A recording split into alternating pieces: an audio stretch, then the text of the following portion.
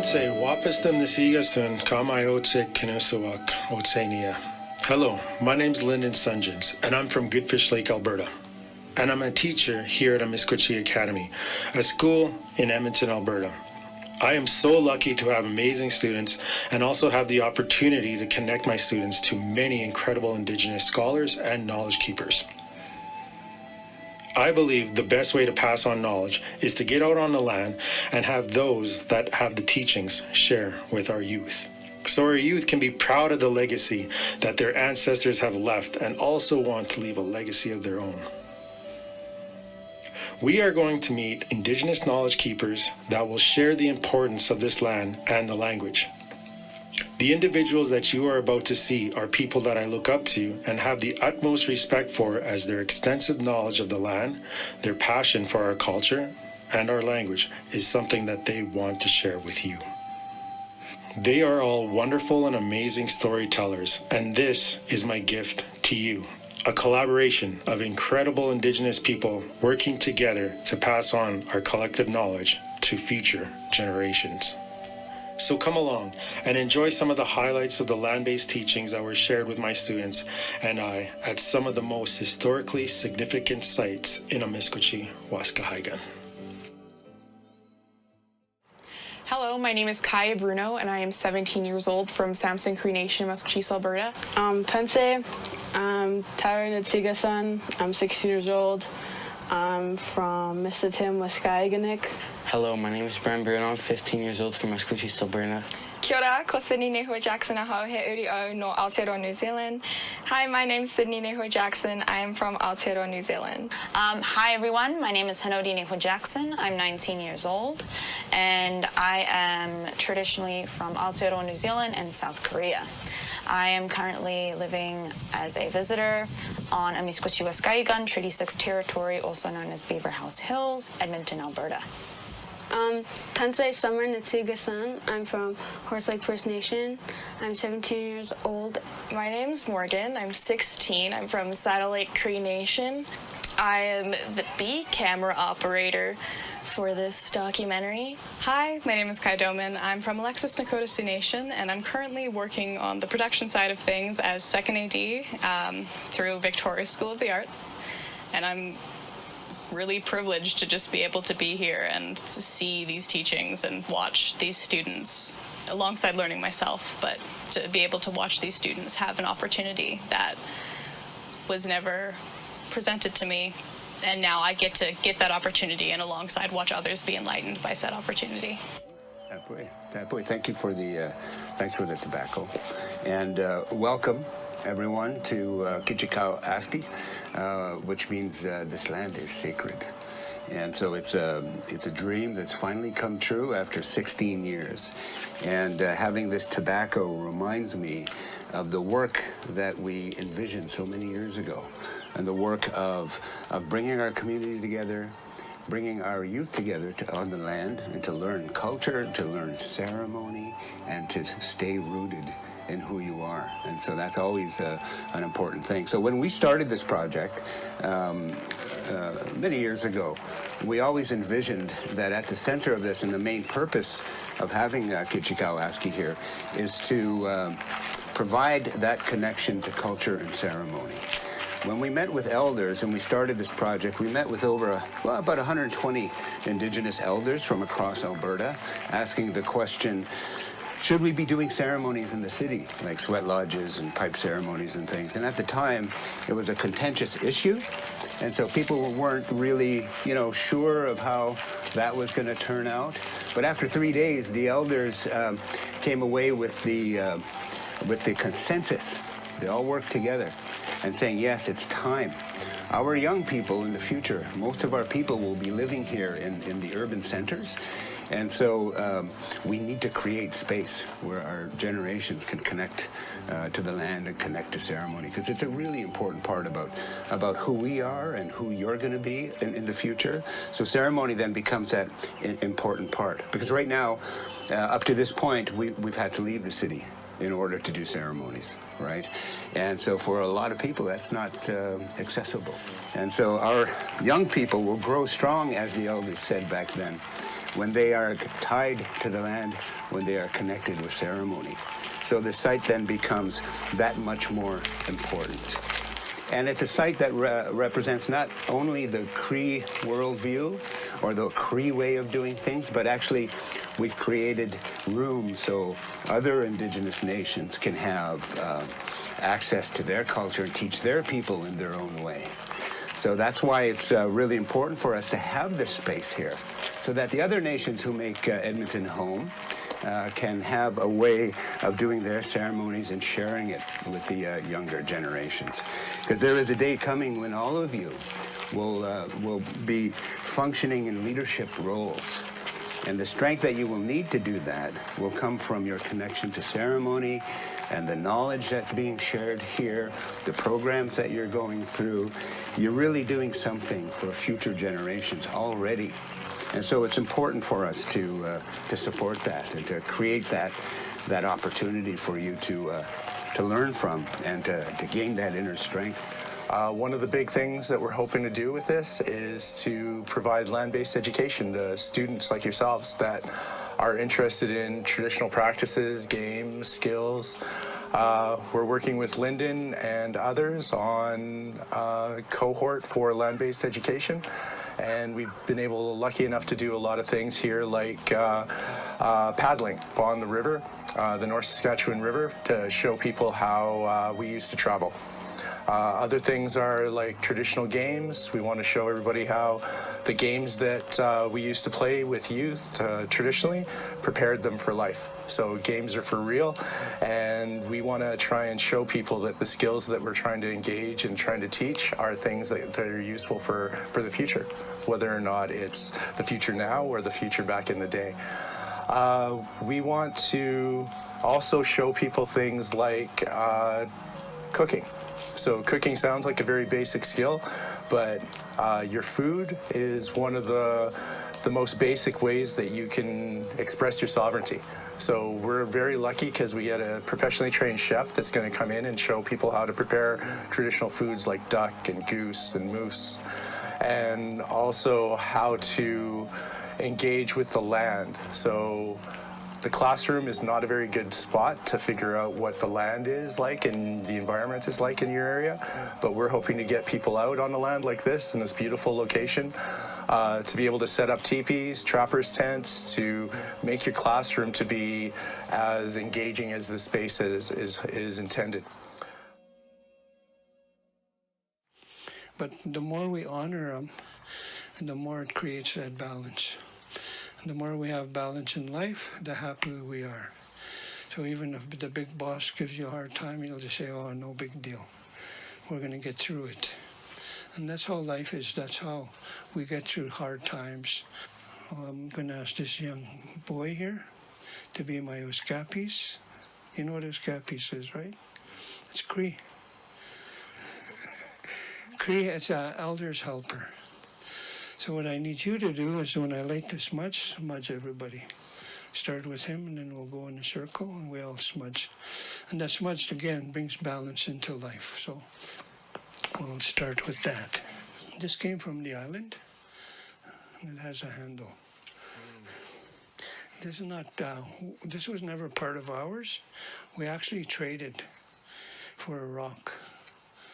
We traded a rock for the shell, and we traded some of our berries for their salmon, and in the east we traded corn for some of our berries. And most ceremonies go to our feast, you'll always have salmon, corn, and berries and water. That's what we call spirit food. But if it's a real traditional, you'll have moose nose and moose heart, or sometimes buffalo heart. And that's part of the feast food. That's the elders pray for that feast to begin. So, but today we're just going to, we're not going to have food. We're just going to smoke the pipe. That relationship we have with all the beings, the ones who fly, the ones who crawl, the trees, the rocks, all of those things, all those relationships, because that's also how our body's nourished. if we don't have enough trees, we're not going to be able to breathe.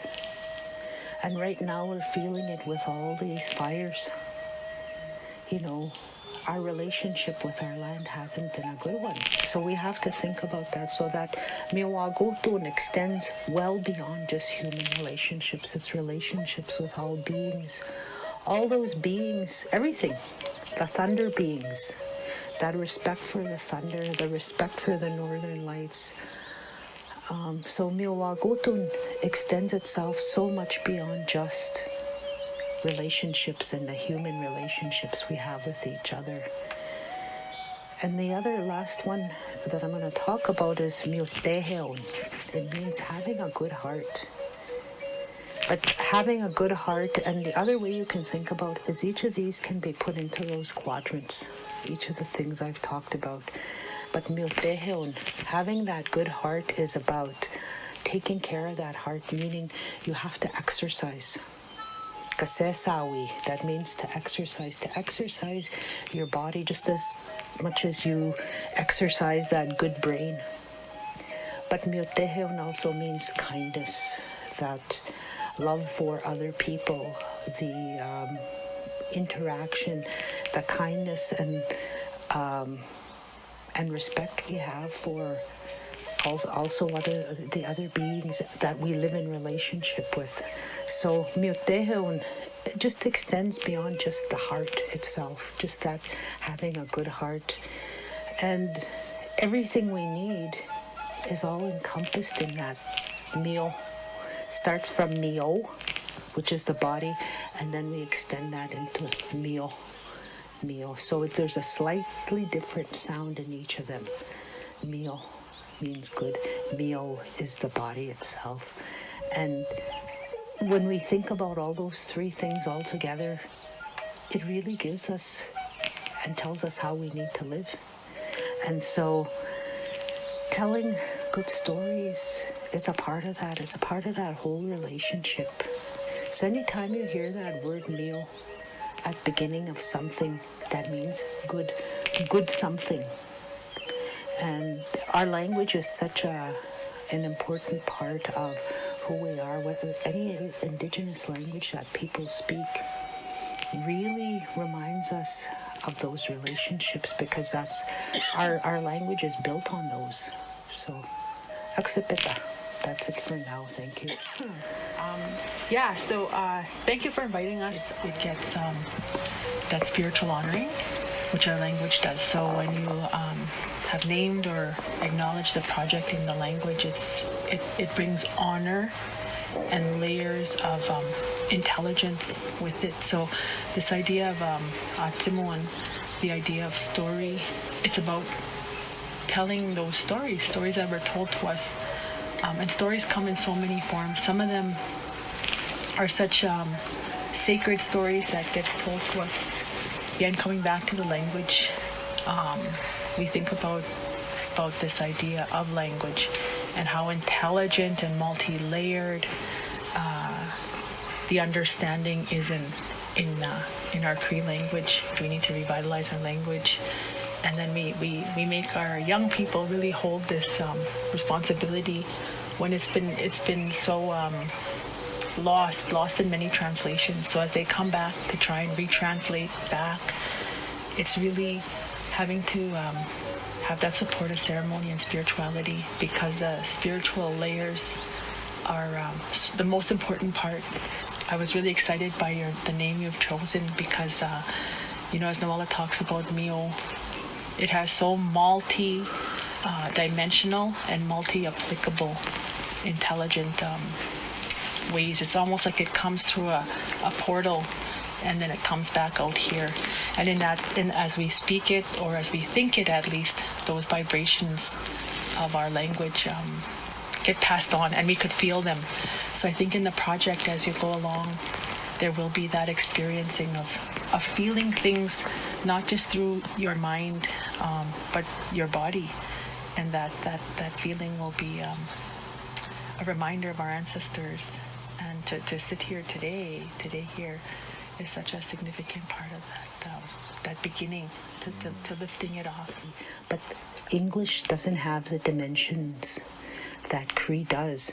So that's why when we have the syllabics, they give us each of those, have those sound blends together, and then these little consonants. Those are really important. I call them spirit markers because that's our language, Sagbaiganak, and all the sounds we would have are in that. And he'll talk about the syllabics chart, but that's a really good place to start because then you'll learn how to say the sounds.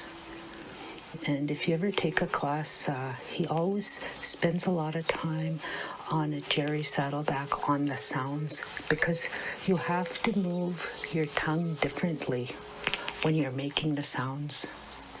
Like even saying the word danse, it's where you put your tongue. You don't say tanse, because if I say tanse, that means my tongue is down here. But I say danse, I've put my tongue up a little bit higher. Once you can think in the language, the interconnectedness or the relationship to everything. So this idea of my aunt Leona Makokis at home talks about how the word is squil, woman, fire, isquateo, and a doorway, isquatem.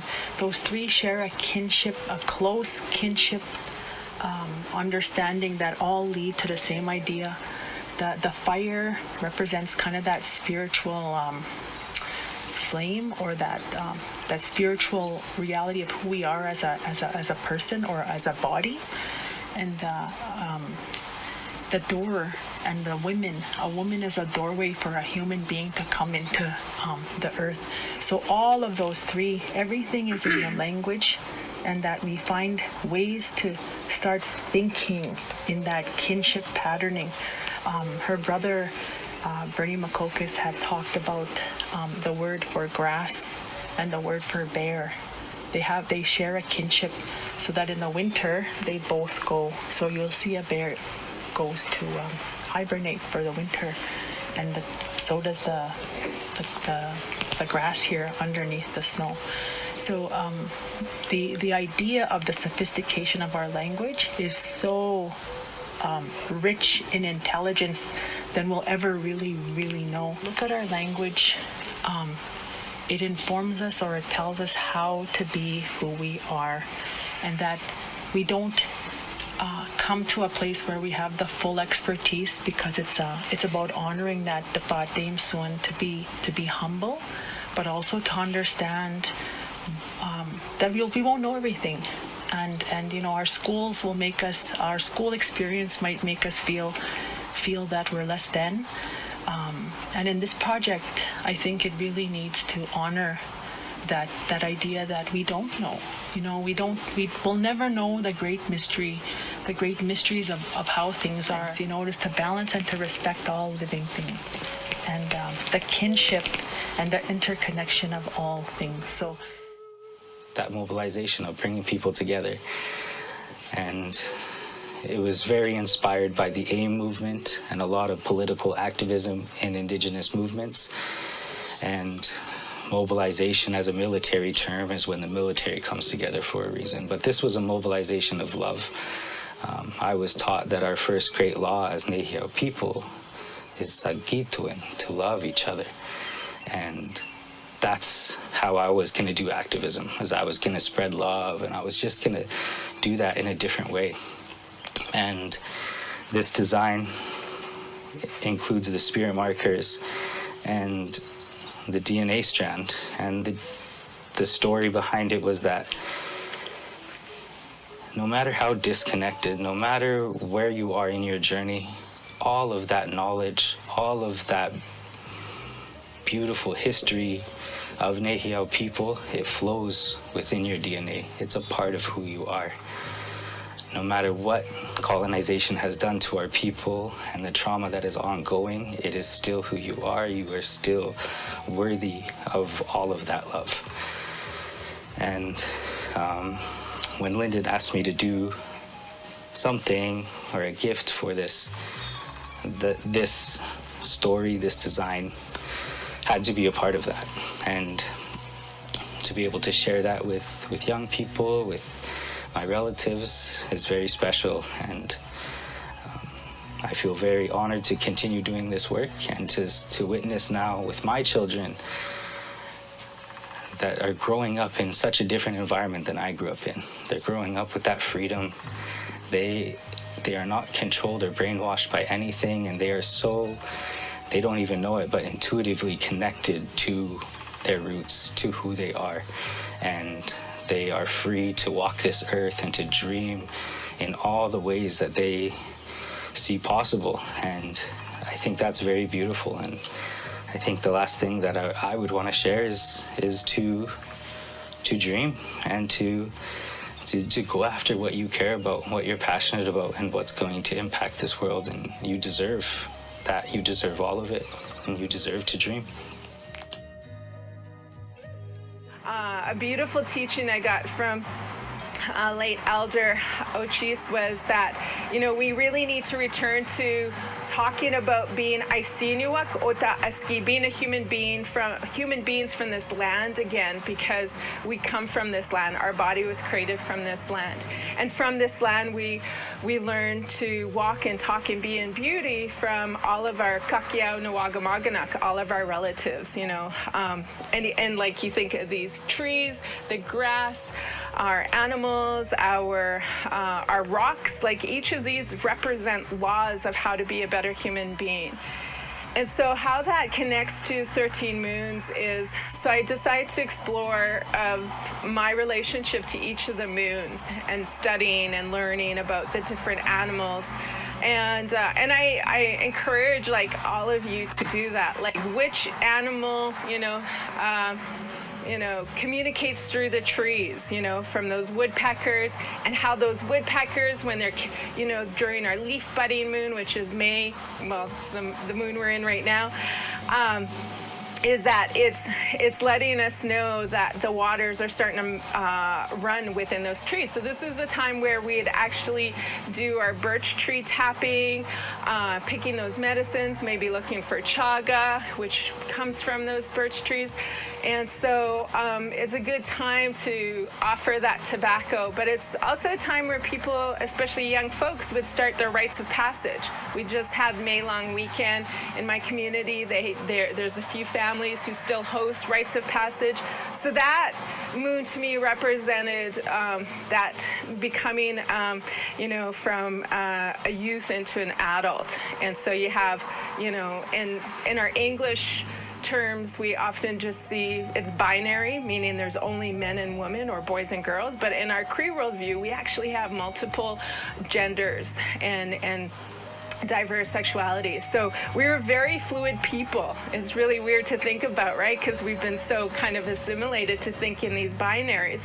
But in our Cree worldviews, or most Indigenous worldviews, it is based on complementary or dyads, right? We have night and day. Those aren't opposites, but they work in unison together. They're relatives. It's like having that mother and father, right?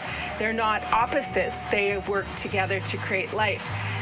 And so each of these moons kind of go look at exploring those different genders and even sexualities, because when we talk about anything related to that root word of sex, it's very taboo. But in our worldview, again, it's about life. It's about pleasure and love, and it has all of these beautiful connections that we see in nature all the time, like all these seeds that are floating from the trees. That's part of that plant rejuvenation.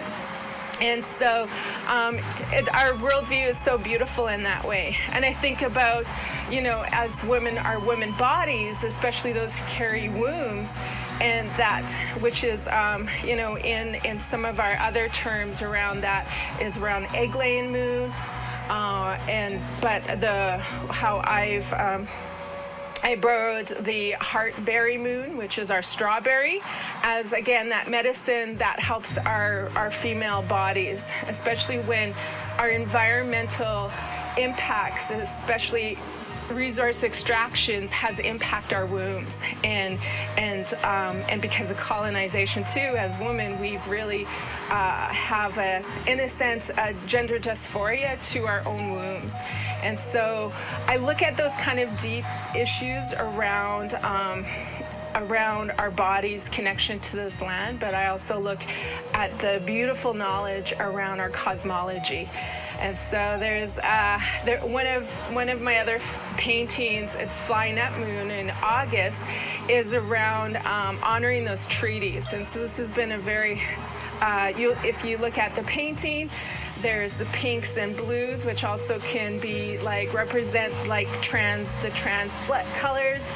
And then you have a woman dressed in a beautiful ribbon skirt that actually has like the sun and grass and like the different colors, because each of these, traditionally, of course, we didn't have ribbons. We had fringes, and we can color them. But each of those represents prayers. Like when we wear our skirts, they represent being in prayer, being in beauty, being and thinking and speaking in beauty, because of that connection of like the grass on amiskwaciy Aski, our Mother Earth. So it's about that kindness. And so when we wear skirts like that, it's about I am representing being in that kindness today. So every painting has a tool, a medicine. So you'll see a knife in one, you'll see an awl in another one, you'll see a root digger. And then, and so there's, when you see plants in there, a lot of them have specific teachings around it, right? So that full moon, the heartberry has, Saskatoon flowers, raspberries, strawberries, obviously, which represents the heart, and so that medicine for our heart, that medicine that helps with our bodies, and it's part of that rites of passage for, especially out east, they teach around berry fast, to teach us. We have organized. We have our fastings and ceremonies is about a certain type of suffering that teaches us in a beautiful way, right? We don't talk about suffering in that way, but it's really important because suffering teaches us discipline in ceremony, not colonial or violence. Those are external. We have this ethic of non-interference that we raise children to be autonomous human beings, and if we listen to children, they'll teach us how to be better parents and grandparents. And so that painting is about a woman coming into her own medicine and her own power and all those relatives. And there's a lot of masculine energy in every painting, again, because we're such gender fluid people, and our language is very, I made a comment the other week at a conference. I'm like, our language was queer, in the best English term, because it was so fluid. It's non-gendered, and it embraces both that masculine and feminine energies. From here where we're at, all the way over to Hay Lakes and over to Elk Island Park is actually the territory of amiskwaciy. So it's actually not just Edmonton, it's that whole area. And because of that, people from all over North America would come to Edmonton to trade with one another and would come here for medicines, as well as to come into ceremony with one another. And so this first turtle has all of these motifs paying tribute to that history. So what can you see embedded in this turtle? Right? You see the beaver, medicine wheel colors, yeah. Thunderbird, right? A gathering of people if you're over on this side. You'll also notice too that there should be some artifacts there, like there should be drums and rattles as well. But over here, there's also a woodpecker that's here. And so that's also paying tribute that amiskwaciy at one point in time was also supposed to be of reserve. It was supposed to be a reserve for the Papas chase.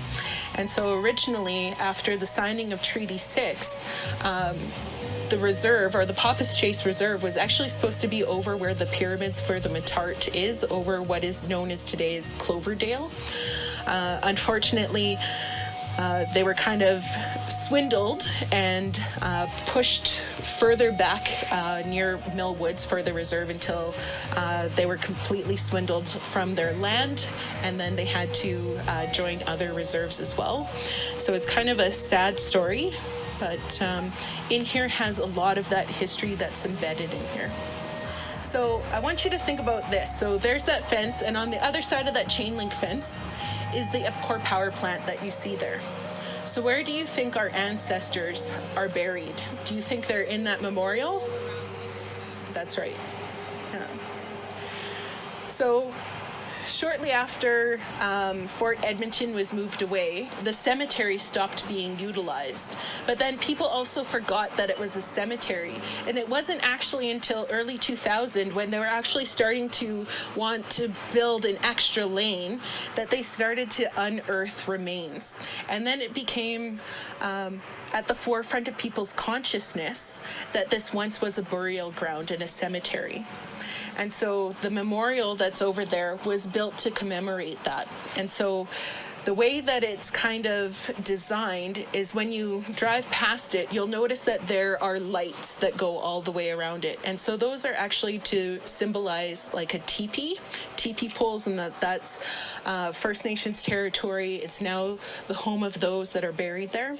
There's also markers that go all the way around in a circle. It's supposed to symbolize healing for that area.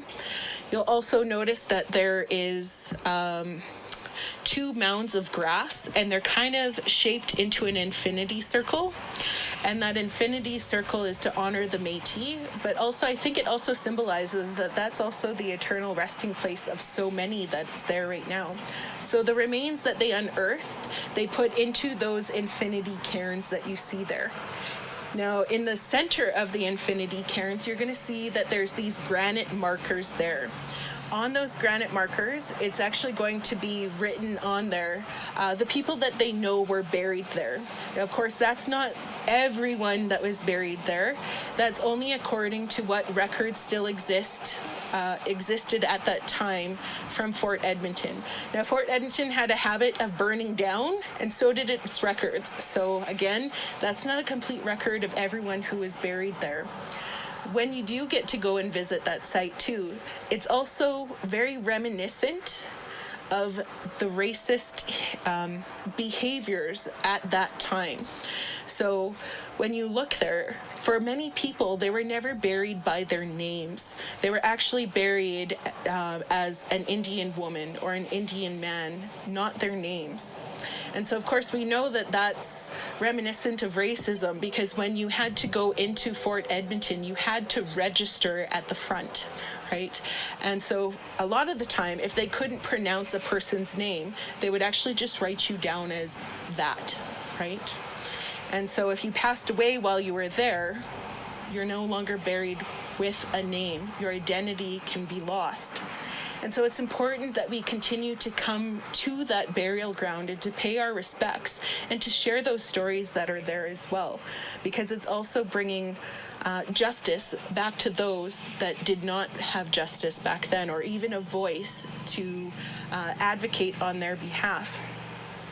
So at the center, the one thing that you see there, it's a compass rose, but it's also a cross. So it's an acknowledgement that people came from all four directions to come here to Edmonton. It's also acknowledging the influence of Christianity here at that place. But you'll also notice that the circle is not whole. There is an opening that's there, and the opening is actually facing towards the Epcor power plant. And that's an acknowledgement that there's still work to be done, and that there's relationship that has to be formulated, and there has to be an acknowledgement that our ancestors are not resting underneath that power plant. And so until that work has been done, that circle can't be closed. Because you're the next generation and the next leaders that are also going to make the difference and to bring revitalization back, right? Or revitalize our language and culture. I think what I want to share with you is basically about kinship. I heard somebody talking about Wotuin a little while ago, and that's a really That's, I think, something that I think about often. And what I wanted to, ask you to think about is that question, Tante Otsikia, that probably a lot of you know. Where are you from? Right? Which is another way to ask, who are you from? Or who are your people? Tante Otsikia. Where's your belly button at? Be another way to think of it. And for me, I would say for, the first 25 years of my life, I really didn't have a very good answer to that question. I come from the amiskwaciy, and I'll say more about that in a little while, but,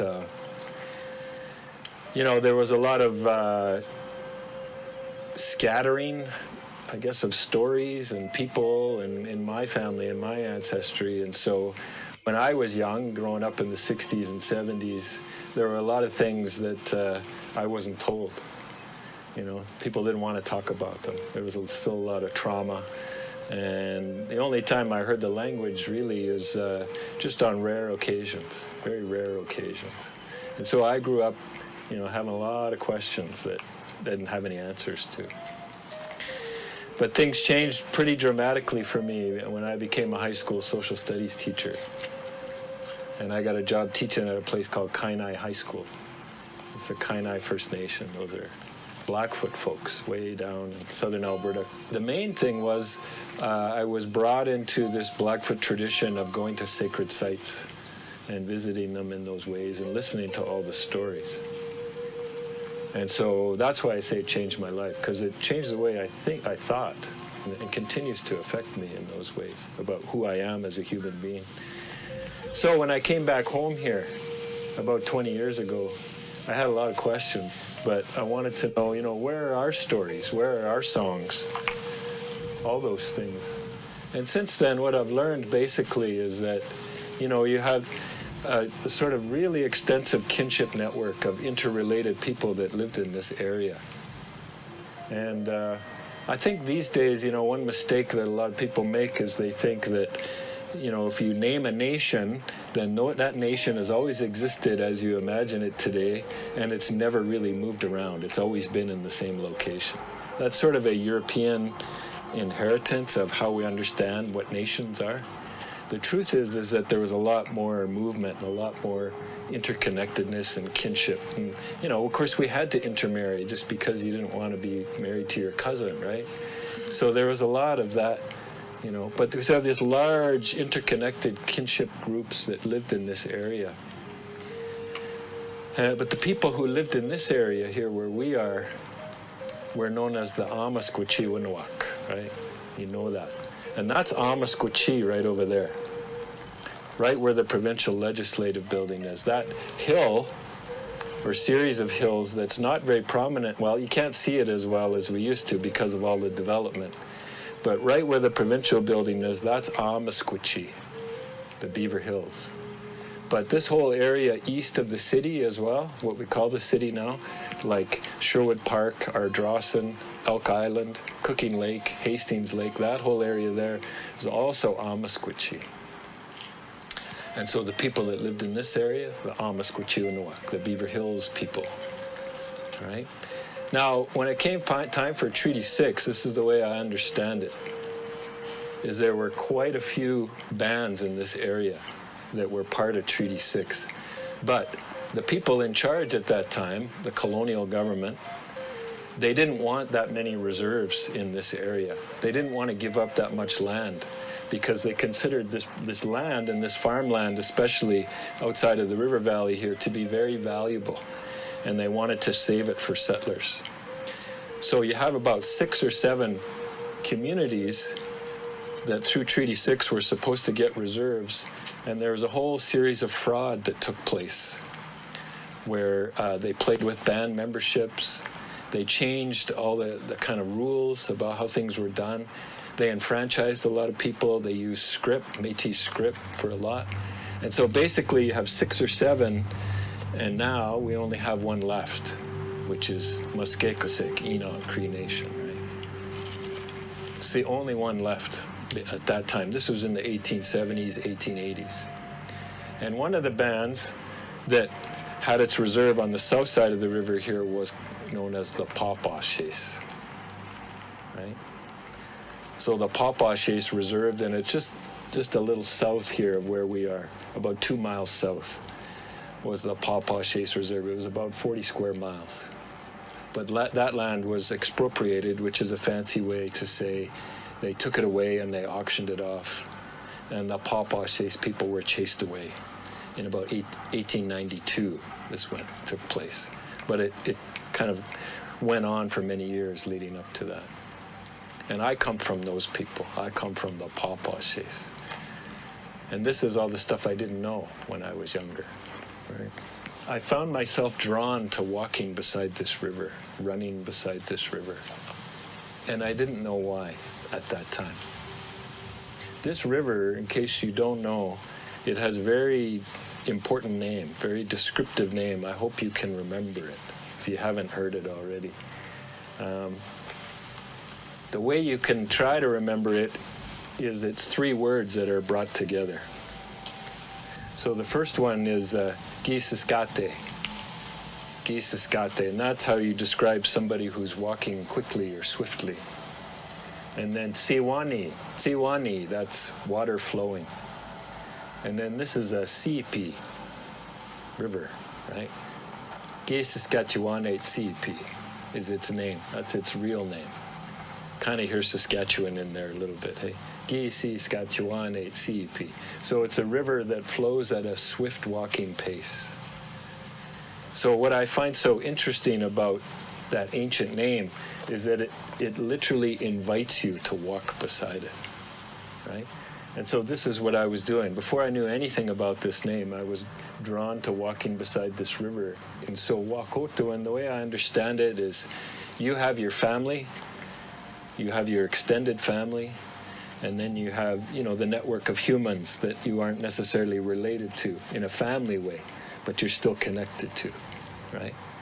But Wotuin is also about extending your kinship past humans to include all life around you, right? So it's human to sky, human to cloud, human to air, human to water, human to bird, human to plant. So Wotuin is about how you're enmeshed in a whole bunch of relationships that you depend upon for your survival, and then the intelligent human response when you know that is to try to do what you can to make sure those relationships are healthy and they can carry on past your own life, right? So you're trying to think past your own life in an ancestral way. While Wotuin is made up of several words as well. The first one is waki. This is what I learned from Reuben Quinn. He's a language expert. Waki refers to something that's bent or curved, like your back when you're bending down to pick something up. The second one is pimote, which is walking or moving on the land. The third one is oti, which is about reciprocity, how we give, we take, and we give back in that reciprocity kind of a way. And then the last one is win. And in Nihiawiwin, in the language, that's how you take something that's understood to be in motion, a verb, and you name it temporarily. So Wotuin is literally bent over or curved, moving on the land, reciprocity concept. So if you want to learn about kinship, you got to be out moving on the land, paying attention to all the life that's there. This is what I've learned, right? And so the more I'm beside this river, the more I understand Wotuin, the more I fix myself up as a human being. And it's taken me a long time to get to this point where I can actually tell a story about who I am that I feel really good about, right? So I've fixed myself up, I guess you can say. I've tried to recover from all that colonial violence. And it's not just an intellectual thing, right? It involves our emotion, our spirit, our bodies. You can't just study your way out of that, right? You have to be out here. That's what I've learned. You can't be afraid to touch the water. You can't be afraid to walk out here and feel the sun and study the moon. Those are the things that I've learned. Hello, my name is Amber and I am from Beaver Hills House, also known as Edmonton, Alberta. We are currently in a really special place. I like to consider Amiskwaciy to be a very special place on all of Turtle Island, primarily because of where we are situated. This land is kind of a place that you can get to from anywhere on the continent, which is what has drawn people here for, honestly, since time immemorial, for thousands of years. So I like to talk a little bit about the environmental history of where we live, because that, of course, gives us context for what our ancestors were doing here for, today and in the past. So with Amiskwaciy, Beaver Hills, we're actually not technically in it. We are right outside of it. And we have this incredible entire biosphere. It's a UNESCO World Heritage Site. We're really, really lucky and blessed to have that. And it is a protected heritage space because of just, again, how unique and special the Beaver Hills are. And of course, our ancestors, they were occupying this space literally the moment you could be here. We find cultural sites and activity right along the borders of where that glacial wall would start to recede. Just the moment it could recede, people were here. And there's really special places in Alberta, like the Cypress Hills, that were never underneath ice at all. And I think that's really special because we know that those are very sacred places. So Edmonton, I do consider to be one of those places. But of course, we also have bison. We cannot talk about the Beaver Hills without speaking about Pascuamostos, but also Amisk, the beaver, as well. And those are our two keystone animals here. Of course, they're not, in abundance right now, today. And as such, our environment, our landscape has changed substantially. So I like to tell folks when I'm interpreting at Fort Edmonton Park to imagine that none of these trees were here. And that would have honestly been most of the prairie. Even places as far up as the parkland, you have places like High Prairie, Low Prairie. They're called prairies because they were. There weren't a lot of trees here. Part of that would be cultural. Another part of that would be natural. So we have our bison. Of course, we all know they were here in ridiculously high numbers. And because of that natural border that I'm talking about, this is where they go to winter. This is like bison vacation hotspot. This is where they specifically go. Out of anywhere else in the entirety of the Northwestern Plains, they will come here. Well, not all of them, but specifically, this is where we have the highest amount of something called fescue grasses. So with fescue grasses, they're really high in protein, and they grow here specifically in that beautiful parkland, that belt. But they needed, in order to attract more bison to this area, they manipulated the landscape by using fire. So as we were mentioning, it's very just common for just people to light their backyards on fire. Back on the res, that's just what you do. You burn your grass. We've stopped doing that here. Probably since about 1899, I've found records of people still burning the grasses in Edmonton, honestly, usually by children. This is usually done by children in spring, in March, when it's still wet and it's still kind of moist on the ground. So imagine you're burning the landscape, and when you're doing that, you're putting nitrogen back into the soil, you're making it more abundant, you're killing parasites in the grass that animals and ungulates are going to eat. With less parasites, you have more animal populations, and it's this beautiful continuous cycle. It's not even just with bison necessarily, even ducks, muskrats. It's all this beautiful symbiotic relationship you have when you do cultural burns. So Edmonton itself, totally different landscape. You have bison that are coming through here, trampling over all the little saplings. And then you have people culturally managing the landscape with fire. So I often like to really stress that, this isn't just wilderness. People didn't just stumble upon this great wild Alberta. It's always been culturally managed by our people, and environmentally managed by our people. And that's critical. We need actually to be doing that more. We need to be bringing more of this back because of forest fires. If you've noticed, we've had an increase of those.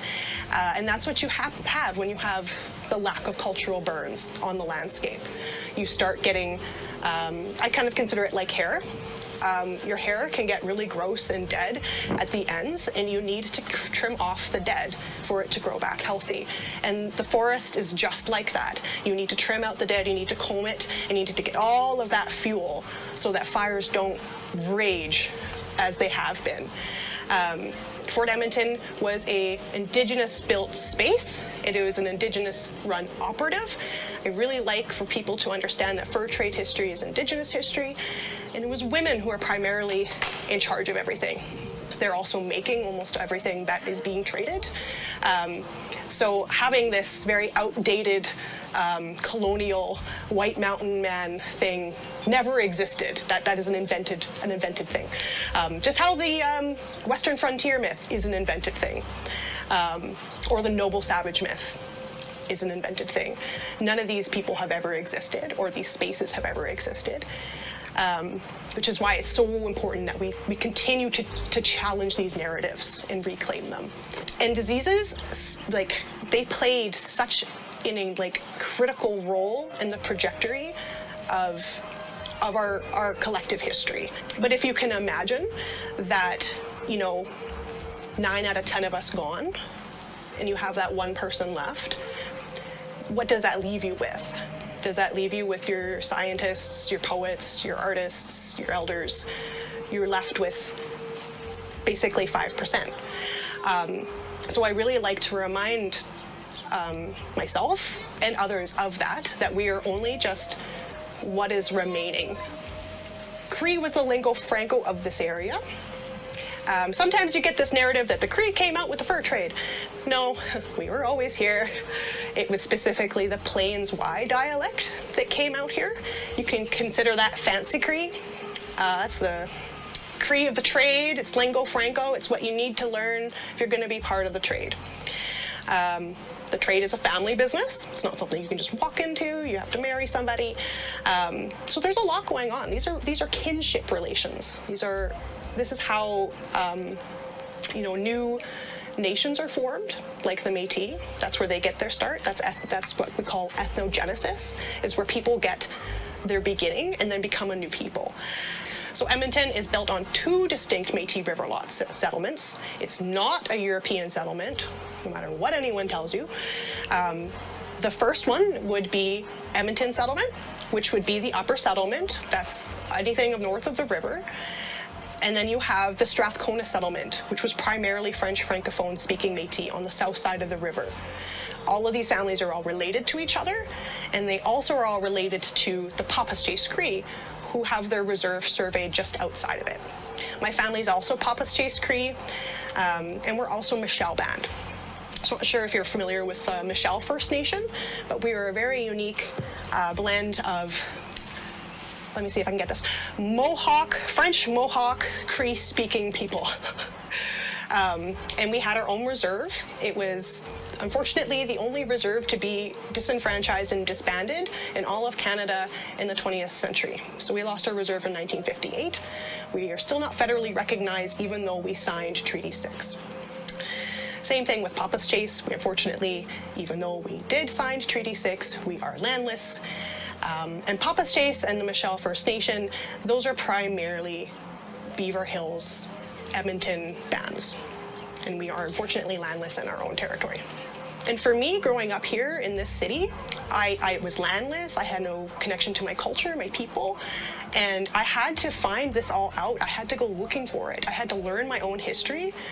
And when I looked through the records, looked through the history, our script records, our genealogy, the more I saw that we have always been running the show here. But colonialism comes here late. But 1885 is when you really start to see pretty much everything change. Again, you have less people here because of 1870, and also because bison. Bison are gone by 1870 as well.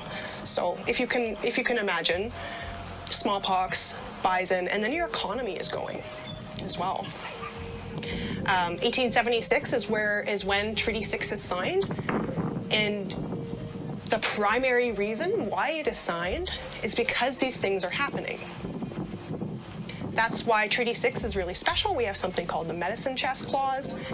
Our elders specifically asked for that because of what was happening, because of the disease and the starvation. That's why it's in there. It's the only treaty that has it in there. They knew what we were going to need in the future. Treaty, I like to see is more of a relationship. It's an contract, it's an ongoing obligation, it's an ongoing relationship, but it has nothing to do necessarily just between people. For me, treaty is also about the land, because we have that responsibility to care for the land as good people. That's what treaty was for. That's why it says, as long as the sun shines, the grasses grow. That's written in the sky, just as much it was written for them. And it's forever. And we are all treaty people regardless, but it's still an ongoing relationship. So when we have the earth, or Aski, literally on fire, are we still holding up our end of the bargain as treaty people? Are we still caring for the land? Or are we more caught up in this people-to-people agreement? Because for our ancestors, they were very, very intentional about what they knew we were going to need for the future of all people, all two-legged, all everybody. So with treaty, I definitely like to stress that it's way less about having these rights and way more about having responsibilities. We have responsibilities as treaty people. It's one thing to know about all of this. It's another thing to actually do something about it. Learning out on the land is way better than learning in the classroom, because you really get to see, and instead of sitting in the classroom and just painting the picture in your mind, you can actually be out there and really connecting with everything around you and just being in the moment. One of the things I learned is how to be a helper in a pipe ceremony. One of my favorite things that I was able to do was build a teepee for the first time with all my peers that are in this project.